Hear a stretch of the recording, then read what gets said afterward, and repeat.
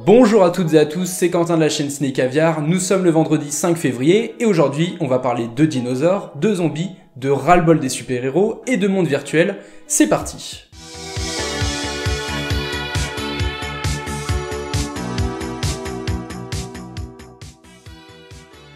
On débute l'émission du jour avec des infos concernant le reboot de Resident Evil. Alors si vous ne le saviez peut-être pas, un reboot de la saga Resident Evil est prévu pour le cinéma très prochainement. Donc exit Mila Jovovich et Paul W.S. Anderson, puisque là nous aurons une nouvelle équipe et un nouveau casting. Le film sera réalisé par Joan Roberts, une personne habituée des films d'horreur puisqu'elle a signé en 2017 47 Meters Down, un film de requin qui, je voulais vous le dire, était plutôt ambitieux. Pourquoi je vous dis ambitieux? Parce qu'il était original, et en cela un film de requin, film d'horreur, on est quand même habitué à en voir beaucoup, sauf que là, j'ai trouvé la fin très surprenante. Donc moi, quand on m'a annoncé cette personne à la réalisation de ce reboot, je me suis dit qu'il y avait potentiellement quelque chose à faire, quelque chose d'original, donc on verra le résultat. Sachant que là, le casting a quand même été annoncé, nous avons dans les rôles principaux Kaya Scodelario, une actrice habituée des séries mais aussi au cinéma, puisque nous l'avions vue dans Skins, mais aussi dans la saga Le Labyrinthe. Nous aurons aussi Robbie Amell qui complète le casting avec d'autres têtes d'affiche que je vous mets à l'écran, vous pourrez peut-être en reconnaître certaines.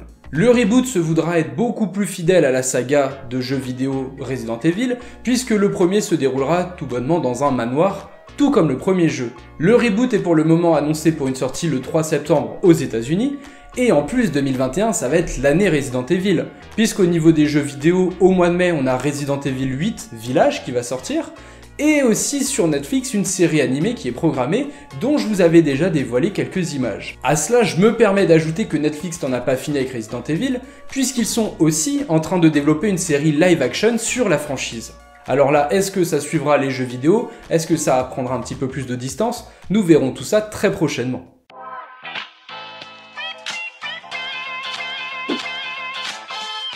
Décidément, que d'enthousiasme pour Tom Holland qui vient de déclarer tout simplement que Spider-Man 3 sera le film solo de super-héros le plus ambitieux jamais tourné.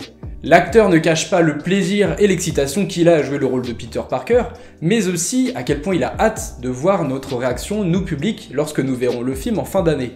Le film qui sera donc la suite du Spider-Man de 2017 et de 2019, dans lequel nous aurons un retour du casting des films avec Tobey Maguire, dont le Dr Octopus, J. Jonah Jameson, Electro qui était dans les The Amazing Spider-Man, mais aussi potentiellement les retours des Spider-Man originaux, je vous en ai parlé en début de semaine. À écouter Tom Holland, ça voudrait dire que ce Spider-Man 3 qui est actuellement en tournage serait beaucoup plus ambitieux que par exemple un The Dark Knight de Christopher Nolan, ou que même le Spider-Man 3 de Sam Raimi en 2007.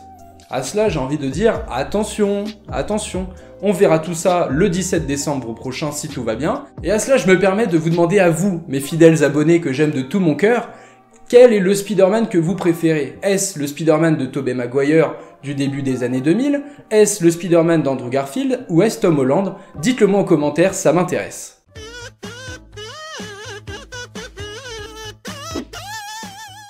Et là, vous allez voir à quel point cette émission est bien écrite, puisque je n'aurais pas pu faire une plus belle transition entre Spider-Man et là, le coup de gueule de James Gray, le réalisateur de Ad Astra et de La Nuit nous appartient. Vous allez voir pourquoi je vous dis ça. Le réalisateur est pas content, mais vraiment pas content, il a vraiment un ras-le-bol, un bon coup de gueule comme il faut. Puisque là, il vient de s'entretenir pour le magazine Les Cahiers du Cinéma avec Francis Ford Coppola, et il nous raconte à quel point il en a ras-le-bol des films de super-héros et tout particulièrement des personnes qui les réalisent ces films. Le réalisateur n'y va pas de main morte pour qualifier sa génération de réalisateurs qu'il regarde avec dégoût. Selon lui, les réalisateurs qui acceptent de tourner pour ces grosses productions font ça uniquement pour l'argent et ne prennent aucun risque. Pour James Gray, si les réalisateurs veulent faire du cinéma uniquement pour gagner de l'argent, ils devraient arrêter et se consacrer à Wall Street. Et il ajoute aussi que tout ce système-là, c'est aussi la faute des producteurs qui préfèrent miser énormément d'argent sur des grosses productions pour lesquelles ils sont à peu près sûrs d'avoir des bons rendements que sur des productions un petit peu plus indépendantes, moins coûteuses, mais avec plus de risques.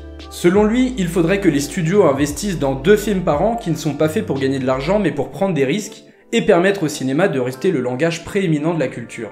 Une vision du cinéma qui n'est pas sans rappeler les récents propos tenus par Francis Ford Coppola, mais aussi par Martin Scorsese.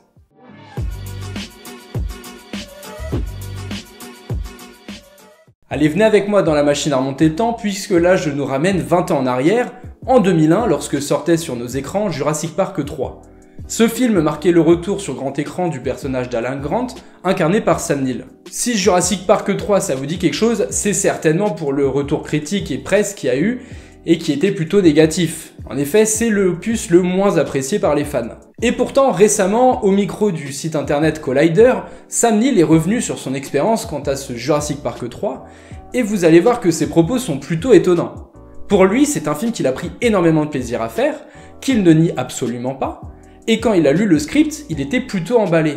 Il nous dit même que pour lui, tout le long du film est plutôt cohérent, qu'il était satisfait en lisant le script, et que ce sont seulement les 10 dernières minutes qu'il a trouvé un petit peu trop rapides et un petit peu trop concentrées. Il aurait fallu les étaler sur plus de temps pour que les péripéties ne soient moins condensées. Il évoque même la scène dans laquelle il fait un cauchemar et qu'il parle avec un raptor, une scène qui a été réellement décriée par les fans et qui est considérée comme un nanar, on va dire. Jusque-là, oui, jusque-là. Et là où cette interview est très intéressante, c'est que pour la première fois, Sam Neill explique qu'il était beaucoup plus à l'aise pour jouer dans ce Jurassic Park 3 et pour jouer son personnage d'Alan Grant, puisqu'il arrivait mieux à le discerner, alors que pour le premier film, il était beaucoup moins à l'aise, puisque c'est un personnage qui le changeait de ses rôles habituels, et pour lequel il n'était pas habitué au personnage qui navigue entre mi-aventurier et mi-héros d'action. En bref, vous aurez compris que même 20 ans après, l'acteur ne renie pas ce film, qu'il considère comme un bon troisième opus.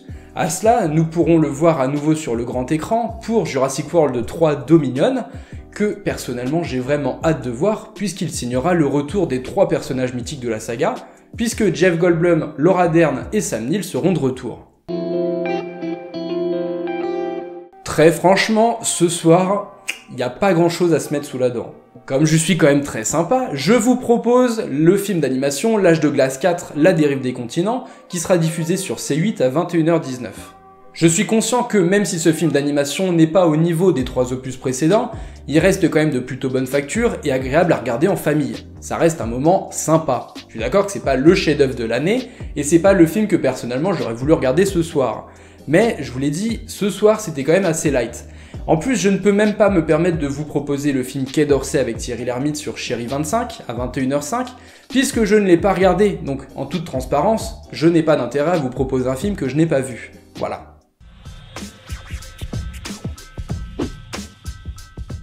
On se quitte avec les images de Bliss, un film de science-fiction qui, attention, ne faut pas confondre avec le Bliss de 2009 de Drew Barrymore. Ce film nous raconte l'histoire de Greg, un homme récemment divorcé qui fait la rencontre d'une femme vivant dans la rue. Cette femme est convaincue que le monde dans lequel ils vivent n'est pas réel et que ce n'est que le fruit d'une simulation. Pour elle, il y a un autre vrai monde ailleurs. Greg va découvrir qu'elle dit peut-être vrai. Au casting de ce film, nous retrouvons Owen Wilson, mais aussi la magnifique Salma Hayek, pour un film qui nous promet de l'évasion et de la réflexion. Ça ne peut que nous faire du bien en ce moment. Le film est en ligne depuis aujourd'hui sur Amazon Prime, donc si vous avez le Prime, vous pouvez y accéder librement.